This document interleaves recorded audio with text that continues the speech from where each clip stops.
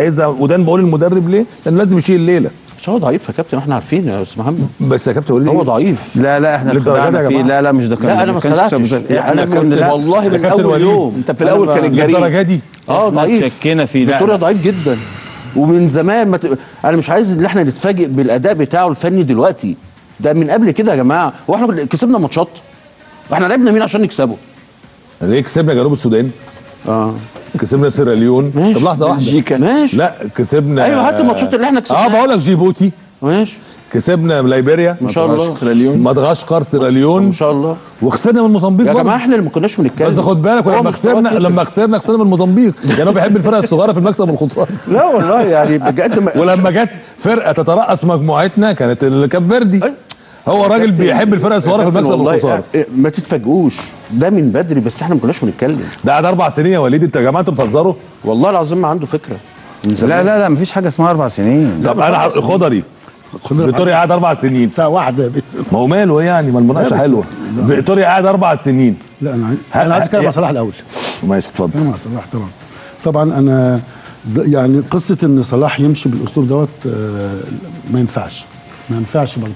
قصه ان هو متعور او مش متعور لازم يقعد ويكمل البطوله. حاسس مش معلومه بس في كواليس ما اتقالتش في الموضوع. قول. طبعا واضح ان في كواليس في بين اتحاد الكوره والمدرب والبعثه والكلام ده. لا لازم الناس تطلع في حاجه زي تقول لنا الماتش بكره. ما حدش بيتكلم عن الماتش، الناس بتتكلم عن صلاح. ده في ماتش بكره، ماتش ممكن تكمل يا ما تكملش. احساسي دي ان النهايه بين المنتخب وصلاح. احساسي اللي بيحصل ده. طب نفترض ان دي ايه؟ النهايه، كلمه النهايه بين المنتخب وصلاح. ايوه دي انا احساسي ان صعب ان يعني هل ده ترتيب من صلاح يعني؟ ما وارد ليه لا، لكن انت اما تتكلم هو المنطق ان هو يقعد. دلوقتي صلاح سافر وتعالج ومصر ربنا كرمها وان شاء الله ربنا يكرمها وتكمل. هل من العدل انه يرجع ويلعب مكان واحد؟ انا عايز اقول حاجه لخضري معلش. لا هو لو تعالج هل من العدل؟ مصاب يا خضري. لا يعني هو دلوقتي ما هو مصاب. لا بالعدل ايه اصلا؟ هو مش ممكن بكره. طب ممكن بكره اقول التصريح ده سواء كسبنا او خسرنا. لا ما هو دي مش كده التوقيت نفسه. طبعا ما انا بقول لك بجانب التوقيت طبعا. قصه التوقيت طبعا في ما تقول بكره التوقيت واللي اعلن وكل ده. يعني هو دلوقتي صلاح راجع. انت كسبت 16 وصلت ال8. لا بس في نقطة بس عشان نكون منطقيين. هل صلاح مدعي إصابة ولا مصاب؟ لا انا مصاب. ما قلتش مدعي إصابة. هنفترض إن هو لا شوف ما هي القصة بقى ربنا يكرمه وينعم عليه بالشفاء ورجع. إيه المشكلة؟ لا ما هو طب الناس اللي بتلعب هو زي دي عامله زي ان صلاح ما ينفعش يطلع من الملعب. طب ما هو ابو جبل اتصاب ولعب صبحي. تاني ماتش ابو جبل ايوه بمناسبه ابو جبل. ما هو الشناوي تاني ماتش ابو جبل رجع. طيب يا فندم ما هو الشناوي اتعور وما روحش. مش اتعور ولعب ابو جبل وبعدين لعب صبحي روح. لا بس في لعيبه بتتصاب وخلال البطوله مثلا بتجهز بتكمل. لا ما هو ما كملش ما جهزش الشناوي برضه. لا مش بتكلمش على الشناوي. لا هي حاله مشابهه. الشناوي بطولات كاس الامم المجمعه بتقعد شهر. كاس الامم اللي فاتت انا فاهم. طيب بس في لعيبه كتير بتتصاب ممكن تقعد اسبوع 10 ايام 15 يوم يا كابتن. ايوه وبترجع تكمل تمام. بس بتتعالج مع المنتخب. تمام اوكي انا مش شايف يعني انت مثلا ممكن انت تبقى في المنتخب تتصاب وعند في كاس بعد شهر. لا تتعالج في 10. انا اقصد كده 10 مش ترجع تلعب عادي لما تتعالج. بص يا كابتن انت لو لعيب مؤثر زي صلاح هترجع تلعب عادي صح. بس اي لعيب تاني هيرجع مش هيلاقي مكان. بس الخضر يقصد ان ده هيبقى فيه اجحاف على اللعيب اللي اشتغل. هي برضه طب افرض مصطفى فتحي هو اللي طلعنا دور ال 16 هو اللي جاب الاجوان واللي عمل. لا هو صلاح مش فرض عين.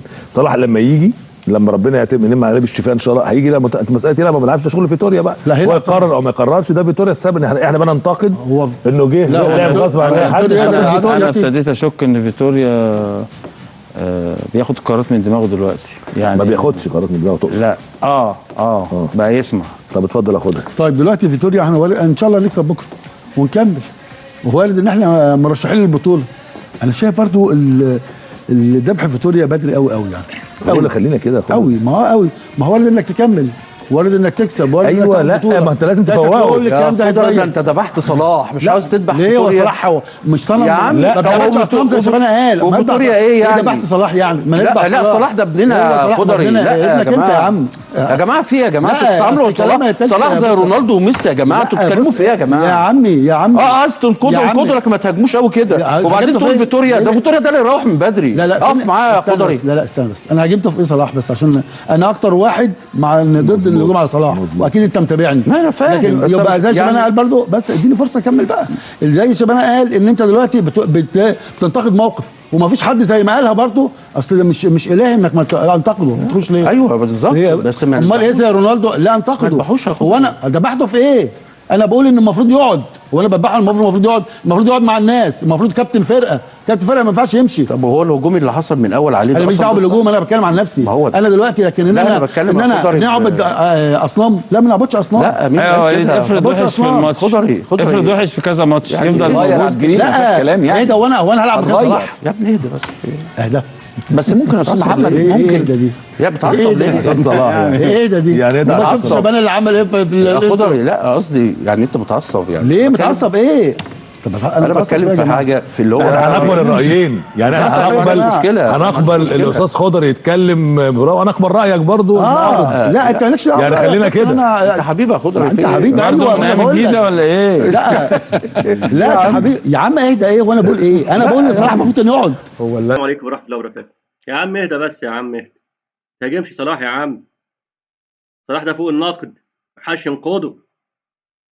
غريبة، مفيش حد فوق النقد، كل الناس فوق تحتمل النقد. هتخطئ سيتم انتقادك، هتحسن وتجود هشيلك الناس فوق الأعناق وترفع اسمك عاليا خفاق. محمد صلاح أنجح لاعب مصري في خلال التاريخ كله على المستوى العالمي. إنجازاته مع منتخب مصر ما هياش بالصورة المطلوبة، ولكن مش هنقدر نغفل إن محمد صلاح من أهم اللعيبة اللي جم في تاريخ الكرة المصرية. ده ما فيش خلاف عليه وما نقدرش نكبر فيه ولا هنزايد عليه ولا بنسمع لحد إنه يزايد. ولكن زي ما قلنا، لما ابنك بيغلط بتقول له على إيده كخ عيب، ما ينفعش كده، كده غلط، وإلا ما يترباش، يطلع بايظ ويطلع متدلع. فاللي مضيعنا في بلدنا المجاملات والدلع. اوعى تدلعني زيادة عن اللزوم، اديني حقي، اديني برستيجي، اديني وضعي، بس في نفس الوقت خد حقك مني. في نفس الوقت لما انا اغلط ادبني وعلمني الادب ان كنت انا ناقص ادب. دي رسالتنا لكل الناس وبنقولها لكل ولادنا. هتحسن هنقولك برافو وشابوه وهنسقفك وهندعمك وهنقولك يلا قدام الى الامام، وكلنا وراك وكلنا بنسجل ارقامك وبنسجل فيديوهاتك وبنعمل ريفيوهات عنك وبنعليك فوق العنان، وبنطالب في كل المحافل الدولية إن صلاح يحصل على الجائزة اللاعب العالمي الأول. وكل ده حصل وبيحصل وهيحصل. ما عندناش خلاف، مفيش خلاف ولا عداوة مع محمد صلاح، ولكن لما بيخطئ محمد صلاح عشان هو لعيب كبير وكبير جدا لازم يبقى النقد كبير وكبير جدا. بيقول لك المثل البلدي، بيقول لك كل برغوت على قد دمه. ده مش لعيب نكرة، ده كابتن منتخب. فكابتن المنتخب لما بيخطأ بيكون عقابه أشد من أي لعيب صغير في المنتخب، لأن هو القدوة وهو المثل. فده اللي احنا عايزين نوصله للناس. نقدنا الكبير لمحمد صلاح عشان قيمته الكبيرة الفنية العالية وكونه رمز وقدوة لشباب كتير غيره. مش عايزين حد يبقى فوق راسه ريشة.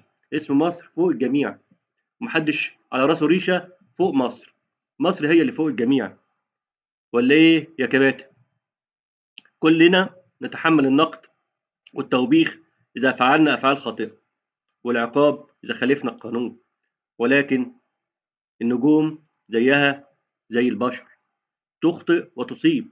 فلما بتصيب بنحييها ونشجعها ونهتف لها، لما بتخطئ بنحييها ونهتف لها ونهتف لها، وفي نفس الوقت بنقول لها انت غلطتي. مش هنقول لها انت ما غلطتيش، مش هنتناسى خطأها، لأن الخطأ الشاطر ب1000. ده ردنا على الكباتن وردنا على موضوع محمد صلاح اللي الموضوع اللي هو ترند اليومين دول وكل الناس بتتكلم فيه. لازم كل واحد يبقى عارف حدوده، كل واحد يبقى عارف دوره. أنا لاعب كرة قدم على شأني أم نقص، اسم مصر فوق الجميع. لن يعلو اسمي فوق اسم مصر، لن تعلو مكانتي فوق مكانة مصر. هي دي المشكلة وهو ده مربط الفرس. لازم كلنا ورا اسم مصر. وتحيا مصر. كنت أهلاوي أصيل، كنت من عشاق منتخب بلدك. دينا لايك واشتراك، والسلام عليكم ورحمة الله وبركاته.